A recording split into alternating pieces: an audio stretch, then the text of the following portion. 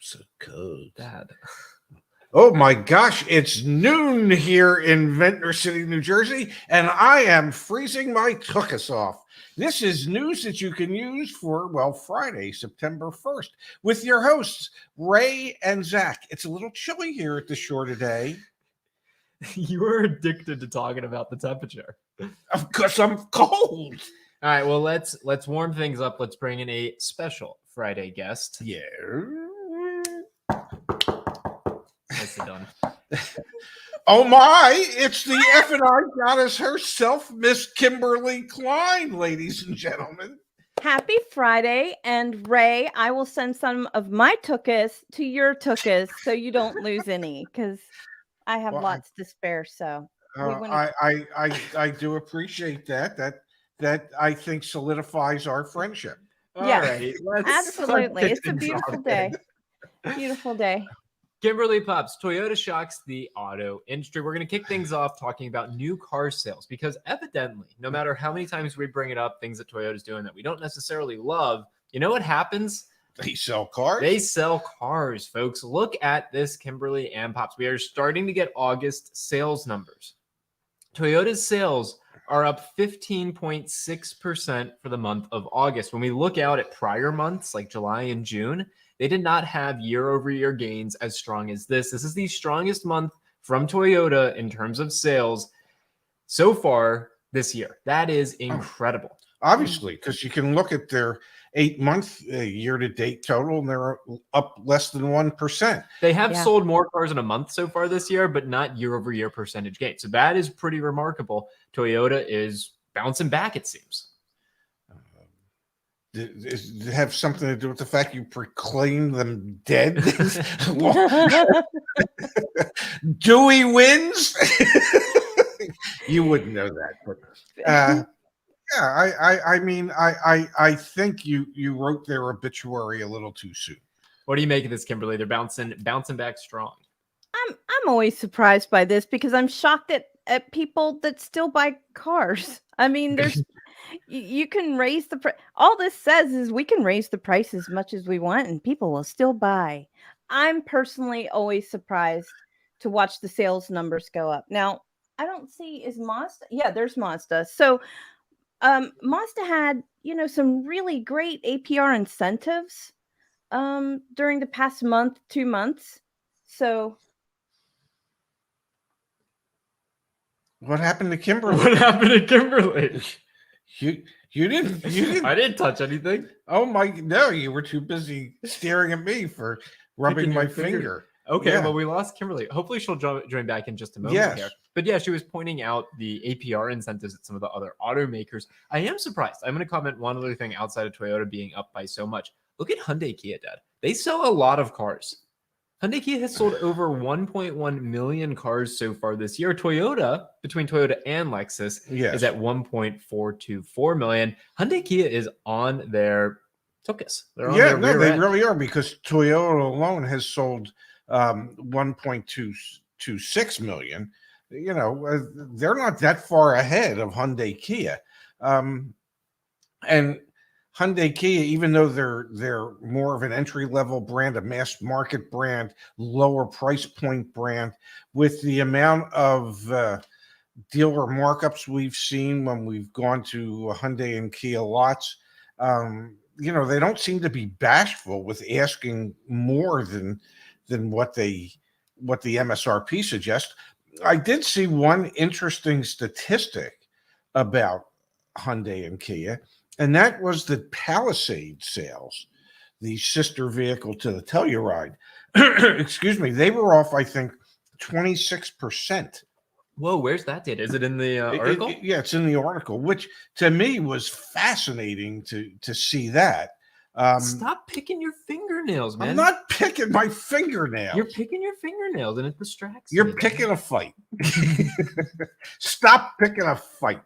Wow, there you go, Pops. The Hyundai Kona subcompact crossover led the way with a 71% gain to 5,777 deliveries. The Santa Fe and Tucson both recorded double-digit hikes. Among decliners, the Elantra fell 21% and the Palisade slipped 26%. Crazy. I still want to know what happened to the F&I goddess herself. My cell phone's over there. I'll check in a moment. But I am impressed, Ed, to see Toyota's numbers up so significantly here in August. I do wonder if it is going to be a 1 month, blip, or if this is going to be something that is sustained. Toyota, as we know, has struggled the most with regards to inventory. Maybe Honda is closest to them. So if inventory is there, you've got to imagine Toyota. If you in that article, it states on-hand inventory and in-transit inventory for Toyota, and it is high, the highest it's been for them in quite some time. Let's read through the article. August U.S. inventory for Hyundai was 53,075 vehicles compared to 47,836 in July. Inventory in August 2022 was 19,209. So even just starting here with Hyundai, inventories at Hyundai are nearly 3 times higher this year than they were last year. Yes. Let's see here, Pops. Let's find. There's Mazda's sales. Let's find inventory restocked. Yada, yada, yada, yada. Where is it? We got fleet sales, which we'll come back to here in just a moment. Let me search for it in the article. Toyota. Yeah. Toyota.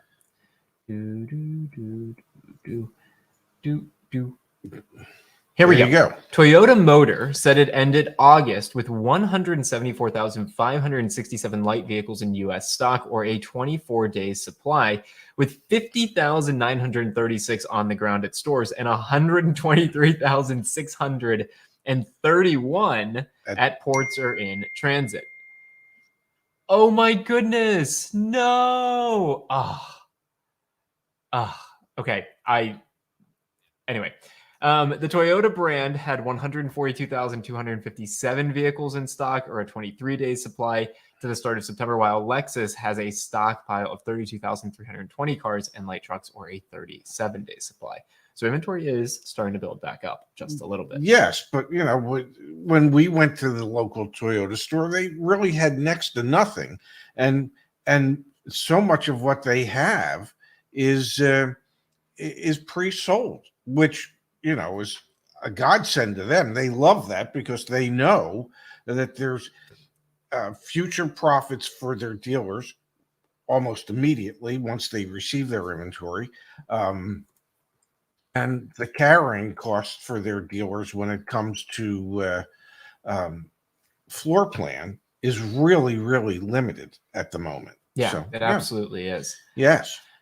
Man, I made there was a mistake on my end with some of the account stuff, so that's why Kimberly got booted off. I'm so sorry, Kimberly. I'll try and fix it while we're live here, but I'm going to need Pops' help to vamp pretty solidly for a minute here. So why don't I put him on something that I know he can talk about? Yes. Which would be, there is a new development. Let me pull it up on the screen and we'll let Pops rip at it. There is a new development, Dad, in the UAW potential strike. Ford says it's still offering, or says it's offering a 15% pay boost. If I'm not mistaken, UAW wanted 40%? 46%? Yes. And the UAW is now filing complaints against GM and Stellantis. Isn't this like the National Labor Relations Board, something like that? Yes, for unfair negotiating or lack thereof. They're not, the UAW claims that they're not negotiating in good faith, which, well, I guess is always normal anytime that there's negotiations. One side will always feel as if the other's not negotiating in good faith. The UAW's ask was a 46% increase in wages, a 32-hour work week, a 4-day work week. They want, in most cases, the way it works is if when you come in, you come in at a lower tier, so your hourly is lower than somebody that's been there a while. It normally takes, under the current bargaining agreement, it normally takes 8 years to get to that top tier. The UAW wants it to be, 0 years to get to that top tier. Ford was offering 6 years and a different type of profit sharing arrangement than what they've had in the past. So this just sounds to me like normal negotiations. The UAW is asking for things that they know they're never going to get. that they know are just throwaway items, because anytime you negotiate, you have to include throwaway items. So they're including plenty of them. Ford is countering, doing the same things. And for the UAW to suggest that Stellantis and General Motors aren't negotiating in good faith, good faith negotiations typically happen the last few days before a contract expires. So we shall see what happens. I'm still clinging to the hope that if and when there is a strike, that perhaps it's a 10-day to 2-week strike. I have seen some comments where others have said, hey, this could drag on till November. I don't think it's in anybody's best interest, whether it be the manufacturers or the labor force, to be on strike for 2 months or, approaching 2 months. That just, I don't think that bodes well for anybody. So we shall see what happens. It should be interesting. You're doing a great job. Yeah. How about you? I'm making progress here, Pops. I'm making progress here. Yeah. So here we go, Dad. Yes. Do you think that the UAW actually ends up striking on September 14th? Do you think Ford might strike a deal with them that maybe Stellantis and GM don't? Is that even a possibility here? Oh, that is a possibility. But typically what happens, at least in the past, what happens is they typically pick one manufacturer to strike against, so that all the UAW workers wouldn't be out on strike at one time, and they use whatever manufacturer it is as the guideline for what the negotiations will be, the settlement will be for all of the manufacturers. So that way they don't strike everybody at once. They just pick one, try and bring them to their knees. I guess that would be one of the few times that General Motors, Ford, and Stellantis will all try and work together and try and mitigate the length of a strike. And Ford says in their offer that the workers could make upwards of $98,000 a year through their hourly pay with overtime and bonuses. Well, to suggest that somebody's pay has to be based on overtime. Well, what if the overtime doesn't exist?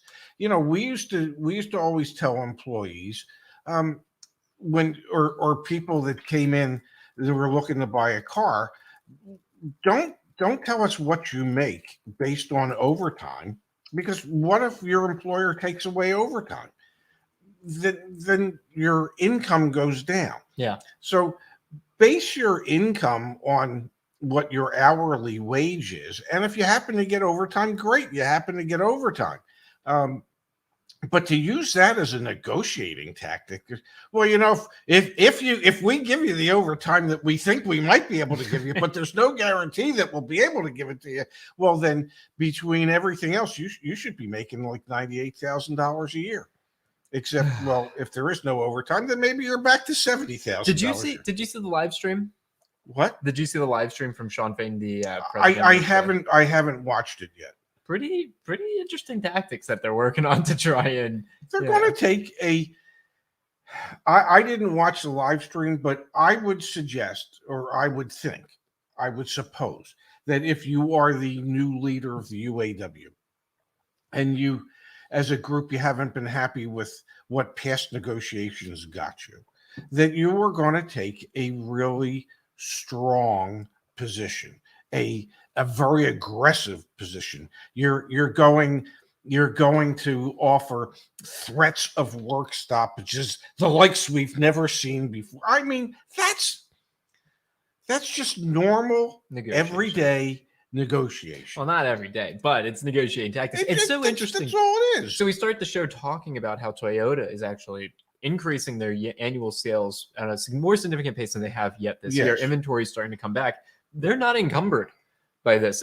We should be very clear here. The three automakers that are encumbered by this and will continue to be encumbered by this are Ford, Stellantis, and General Motors. Yes. Toyota's not. Hyundai, No. Kia is not. Honda's not. Mazda's not. Subaru not. The manufacturers. Tesla's not. Good point. Tesla's not. The manufacturers who are growing most rapidly are not encumbered by this. There was an article in Automotive News just the other day. What wasn't it like? Ford extended a $4 billion line of credit. So A new line of credit. Yes.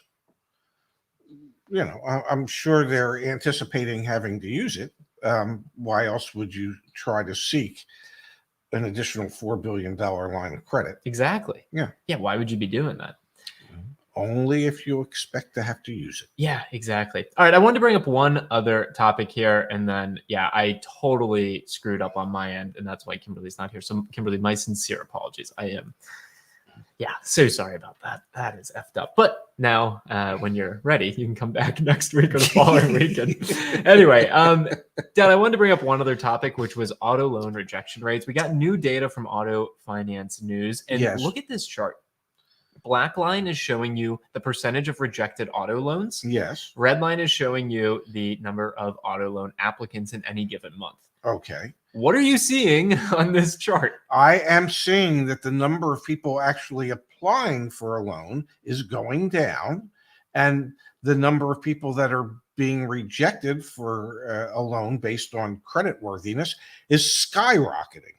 So what does that tell you?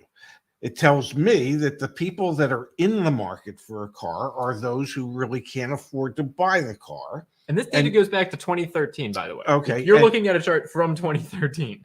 Yes. And so that the people that are out there, that almost 15% of the people that are out there trying to buy a car won't qualify for a car. They don't have the credit to support it, which means that more people who do have the credit to support it are staying away at the moment. Now, that would also indicate to me, based on the amount of sales that we're seeing, that a larger percentage of people are paying cash today than we would typically expect to see. It's almost 1 in 3 car deals, used car deals, are cash deals. Okay, and that would normally be well less than that. Yeah. Less than half of that. I mean, that's what other indicator do you need that there is more and more challenge to actually get approved for an auto loan and fit into it? Although a lot of folks will say cash has always been king, so now they're just operating as is normal. But more and more folks are being pushed to do that. The saying has always been cash is king, and as I used to always say, I always thought it was Cassius Clay. But what did I know? But yes, cash, especially in times like this with high interest rates, cash is king. And especially with high rejection rates.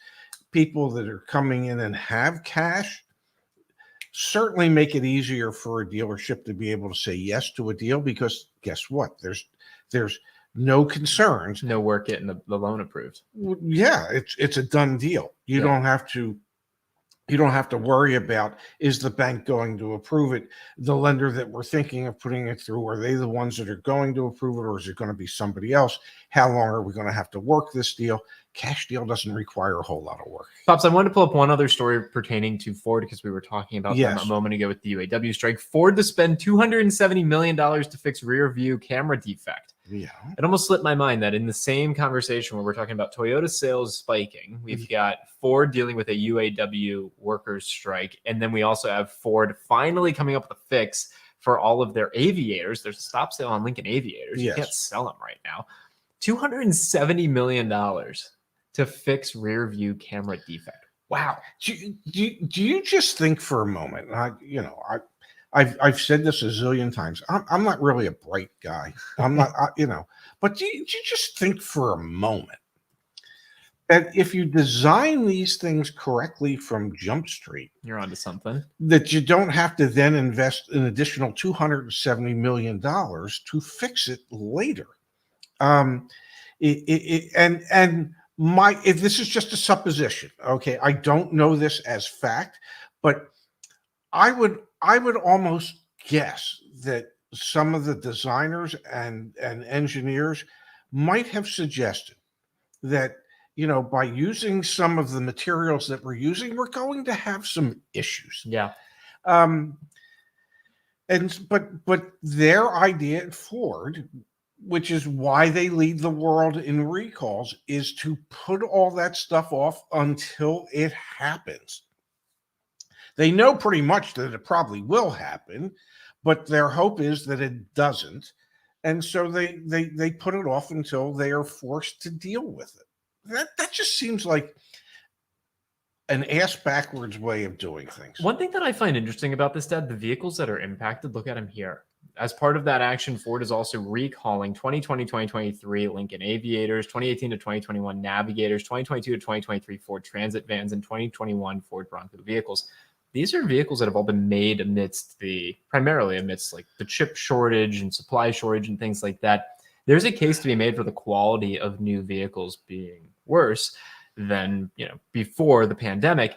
This type of action with Ford demonstrates that could be the case. And it's interesting that something as potentially trivial as a camera could, enact a stop sale. Like these dealers literally can't sell some of their vehicles because of a camera that doesn't work. That's what a stop sale means. It's been since May, Dad. Excuse me, in April. Yes. It's been since April. April, May, June, July, August. That's 5 months. Yeah. Of cars just sitting there that can't be sold. Yes. Because of a camera that doesn't work. And then it's going to cost $270 million. And that doesn't even state how much time it's going to take to correct them all. Just because you're going to throw $270 million at it doesn't mean that it's going to be. Doesn't mean that it can be fixed tomorrow. Yeah. You've got almost 170,000 vehicles that need to be repaired. That takes time. It takes a lot of time. Wow. I feel for the dealers who are sitting on Aviators and the customers who are sitting there waiting to buy one. They just couldn't. Saying to themselves, gee, I always wanted that Aviator. Does that tarnish even more the relationship between the OEM and the dealer? The fact that you just have cars and you can't sell them. Did you ever have cars that you had stop sales on when you were working? Yeah, absolutely. We did. We had, we had Minis that had any number of stop sales, and some multiple stop sales. Oh, multiple, and some of them had stop sales prior to their being actually offered to the public. Okay, where the new model was coming in, they started shipping them to the dealer. We were just getting ready for the release. Bingo, there's your stop sale. Can't sell them. Any of the ones that have made it to your dealership, can't sell them.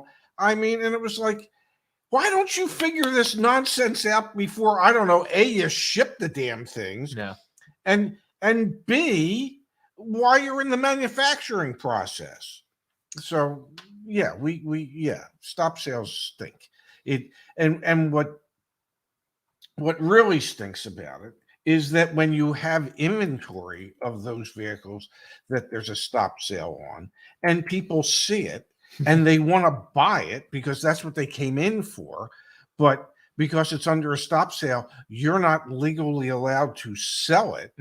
I mean, that just drives your customer crazy. Well, when are you going to have the fix for it?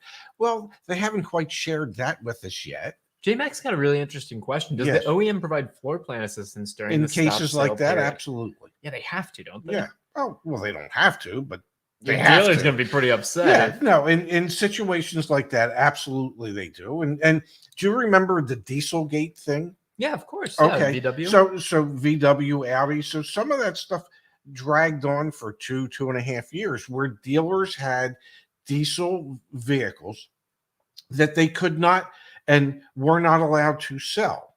Well, not only did VW and Audi and everybody did they cover floor plan assistance. Well, the fact that some of those things were there for 2 years, well, they covered depreciation as well. And so dealers got a huge incentive to compensate so that they could then sell them, for $20,000-$30,000 below what the original asking price had been. Let's go to the chat here for a quick second. Pops from Michael. Thank you for the contribution. 4-day work week at 10 hours a day. Off days could be Wednesday, Saturday, Sunday. This is with regards to the UAW. That could be, except they're asking for a 32-hour work week. Yeah. Last time I checked, that was 4 8-hour days. That is indeed. AJ wants to know our take, Pops, if it'll come up here. Thank you, AJ. Man. And thank you, Michael. We need a new computer in the near future. Yeah. AJ, thank you for the contribution. 2024 Chevy Trax. Any opinion below MSRP possible? One of the few inexpensive vehicles, new vehicles that you can get Yes. out there. Is it going to be luxurious? Is it going to ride beautifully? No, none of those things. Is it No. going to be functional and get you from point A to point B? Absolutely. Is it Yes. a reasonable price point? Absolutely. I'm all in on a Chevy Trax. Can you get them below MSRP? I don't really know. I'd have to ask the team. My suspicion will be that they will be produced in limited numbers. They will have limited availability, and because of the fact that they're limited availability, dealers will not feel compelled to sell them for less than MSRP. And legitimately, I mean, if they're $25,000, what are you going to say to the customer at the dealer? You're going to say, well, okay, go find something else that's this nice for this amount of money, and then come back when you can't, because that's what's going to happen. So no, I would not expect, occasionally maybe, but I just would not expect it.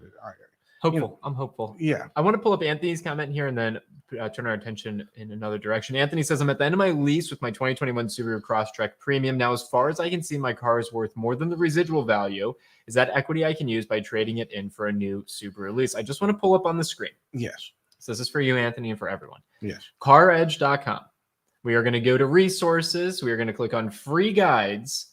We're going to scroll down to the search bar, and we're going to type in lease end.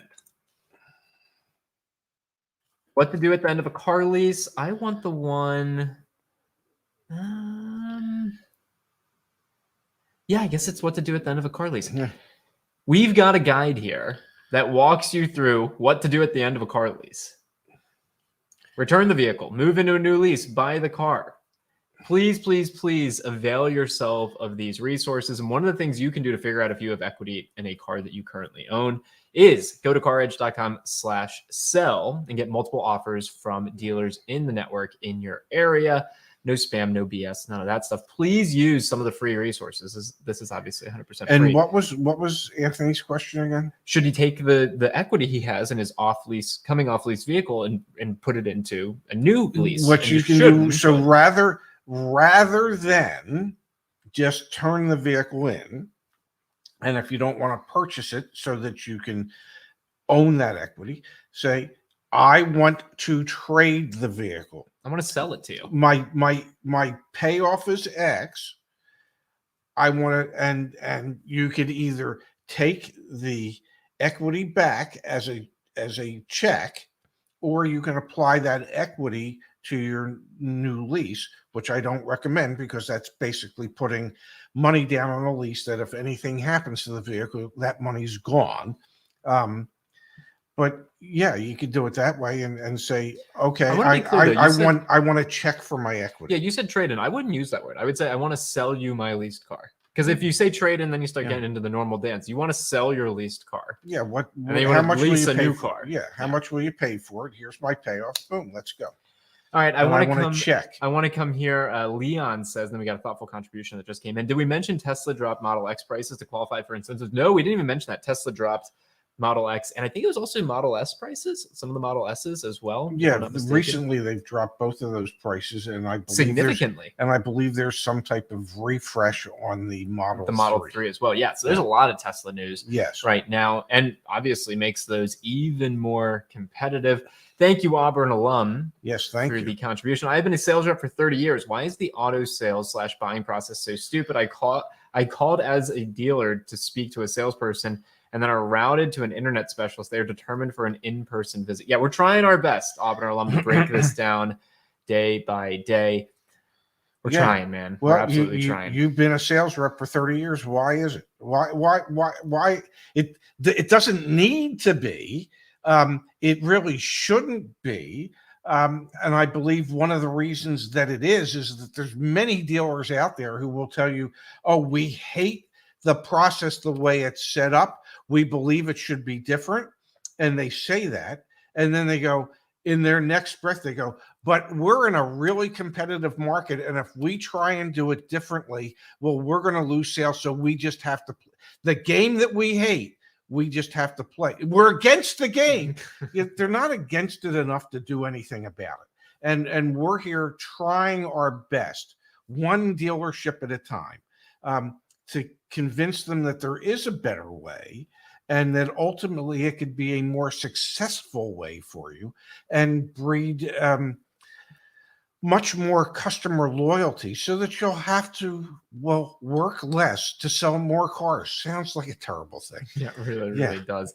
All right, it is Friday. Everyone enjoy the upcoming weekend. Please, if you're I have another show in 15 minutes. Yeah, you do have another show in 15 minutes. If you're not familiar, CarEdge.com, that's where all the various resources that we and our team have created. The 20% off everything sale ends Monday after the holidays, so please take advantage of that. There's also $100 off of vehicle service contracts, all sorts of different ways that we can help you back at CarEdge.com.